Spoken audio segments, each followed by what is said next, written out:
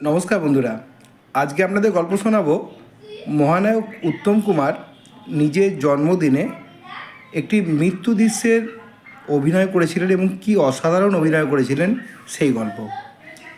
সময়টা 1975 সাল। অরবিন্দ মুখোপাধ্যায় পরিচালিত মুভি অগ্নিস্বরের কথা বলছি। বলাইচাঁদ মুখোপাধ্যায়ের কাহিনী অবলম্বনে সিনেমাটা তৈরি হয়েছিল।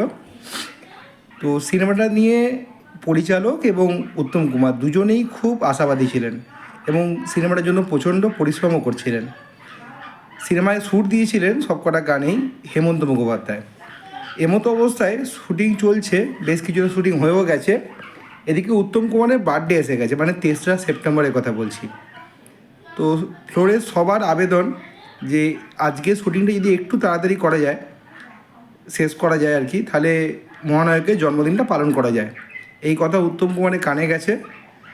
আবার পরিচালকও পড়েছেন বিপদে, কেননা ওই দিনকে সিনেমার ক্লাইম্যাক্স সিনে শ্যুটিং আছে।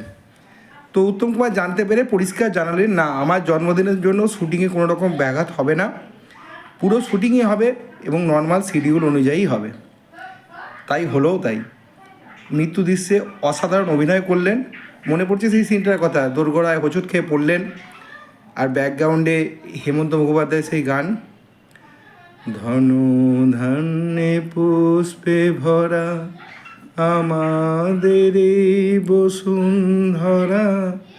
আর সেই বাচ্চা ছেলেটি হাতে করে ফুল দিচ্ছে এবং উত্তম কুমারের হাতটা পড়ে যাচ্ছে, মারা যাচ্ছেন।